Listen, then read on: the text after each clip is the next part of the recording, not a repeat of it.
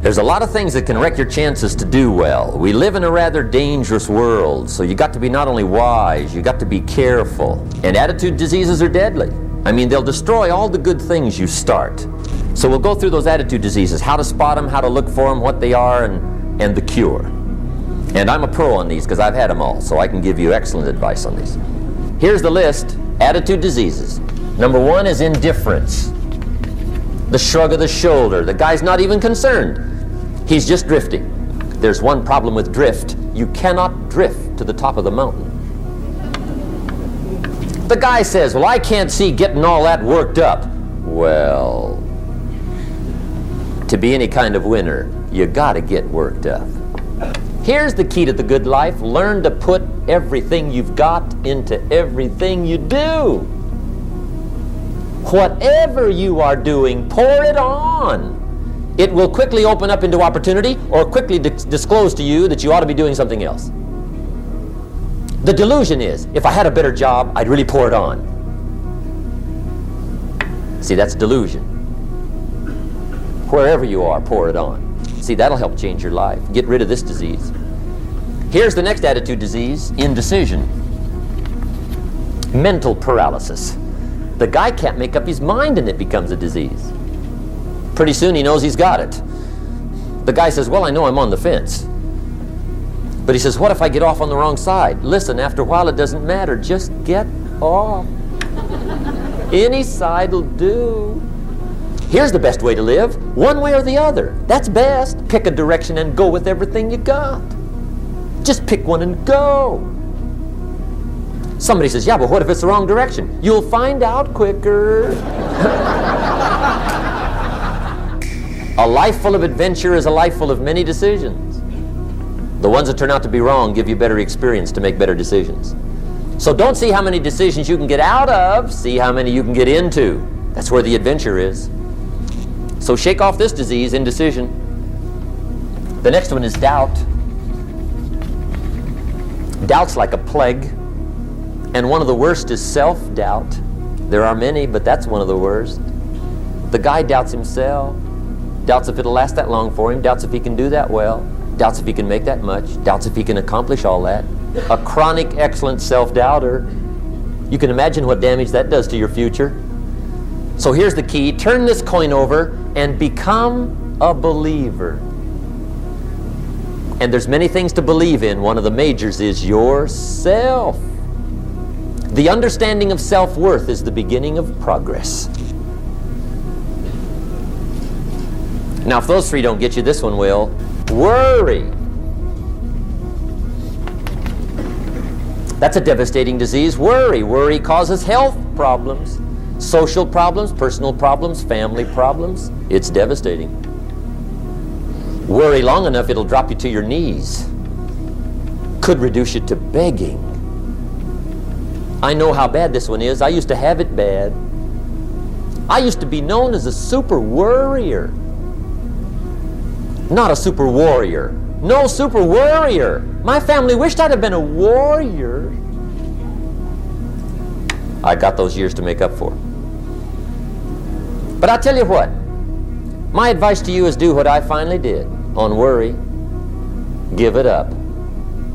Who needs it? I'm not saying it's easy. I'm saying it's worth it.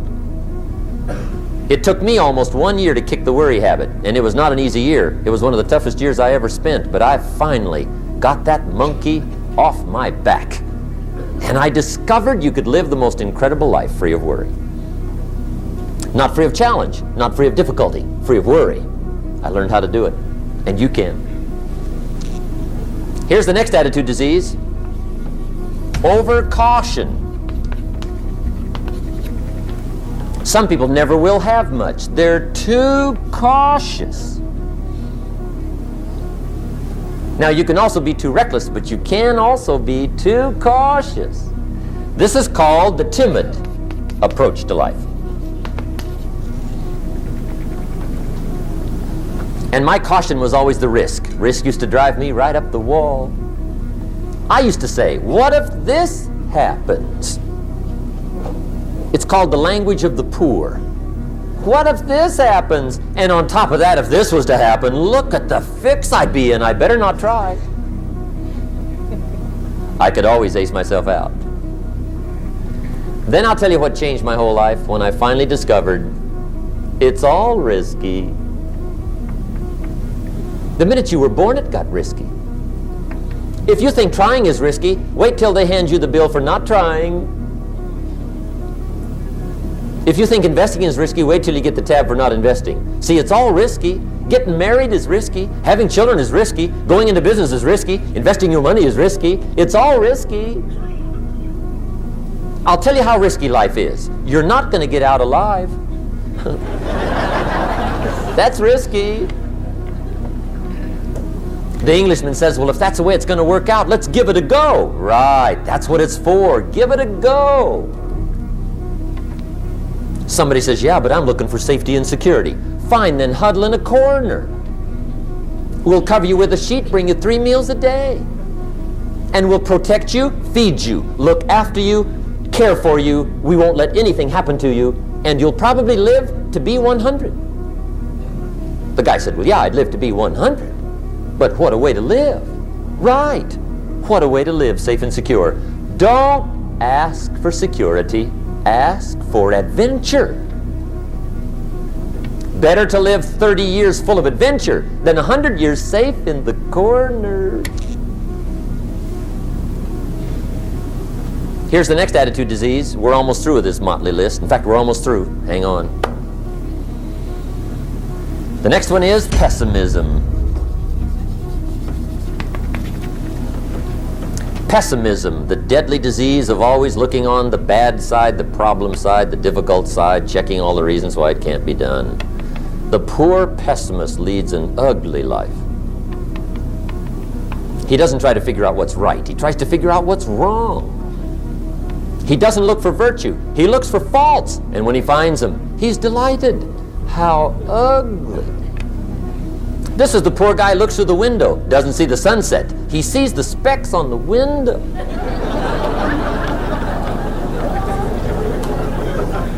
And this is the poor guy, right, who rushes up, takes such leave of his senses. This guy rushes up and he says, I've got 5 good reasons why it won't work. He's so dumb he doesn't know all he needs 1. He's got 5.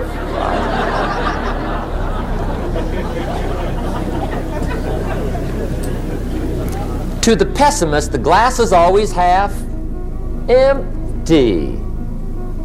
To the optimist, the glass is half full. Why would the same measure affect people 2 different ways? Answer, it all depends on how you look at it. Our lives are mostly affected by the way we think things are, not the way they are. The way we think they are affects us most. There's a subject we don't have time to get into tonight called better thinking habits. One of the major things Shove taught me when I met him, he said, poor thinking habits keeps most people poor. Not poor working habits. Most people work hard, but they don't think hard. And Shove taught me that the mind is like a factory, a mental factory. And whatever you think about all day long pours ingredients into this mental factory. And that's what builds the economic, social, financial fabric of your life. As you think, so you become. How awesome. When he talked about poor thinking habits, he had me. I used to start the day reading the morning newspaper. I mean, you can believe that or not. I'd get a cup of coffee and read the paper. I'd load up on wars and riots and murders and stabbings and killings and bank robberies and muggings and car wrecks and tragedies. I'd even read the back pages. I seem to like that stuff for some weird reason. I'd load up on all that, and then I'd start the day. You can imagine the kind of days I used to have. You walk around on your financial knees. They call you economic peewee. The guy says, I want to be a great leader. Wonderful. The first thing we do is follow him to his house. When we get there, we walk in and check his library, number 1. Somebody says, well, why check his library? The reason is because What a man reads pours massive ingredients into his mental factory, and the fabric of his life is built from those ingredients. You would not believe what some people have got in their house to read. You would not believe. One of the best dressed up words I know for a lot of it is trash. Can you imagine dumping a barrel of trash into this mental factory every day and coming out with a rich, dynamic, positive life? It can't be done. You might as well try making a cake with cement. The kids back in Danbury, Connecticut, high school, they're asking me questions one day. I'm talking to the kids. Kids got good questions these days. One of them said to me, Mr. Rohn, how do you build the good life? I said, it's simple. It's not easy, but it's simple. Here's how you build anything. Select the right ingredients, keep out the wrong ingredients, and it starts with thought. Everything starts with thought. So you must be wise and careful what you think about, because that starts everything. I asked the kids, what would happen if somebody dropped sugar in my coffee? They said, well, you'd be okay. I said, what if somebody dropped strychnine in my coffee? They said, well, you'd be dead. I said, correct. Lesson 1. Life is both sugar and strychnine. You gotta be careful. I said, what if my worst enemy drops in the sugar?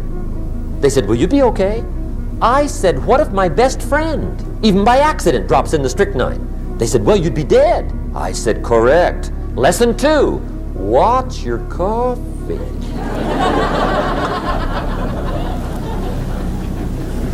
You got to be careful. See, it doesn't matter who hands you the bad stuff.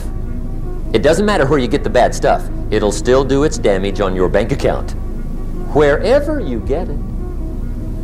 Mr. Schoaf gave me one of the greatest phrases when I first met him, when he said, Jim, every day stand guard at the door of your mind.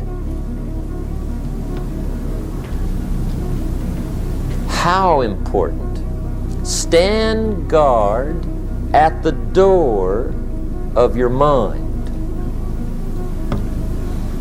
And you decide what goes into your mental factory. Don't let anybody just dump anything they want to in your mental factory, because you've got to live with the results. Okay, here's the last disease, and we're through with this list. The last subject is very brief. The last disease, but this one is deadly.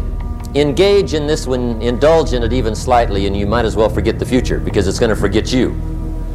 Complaining,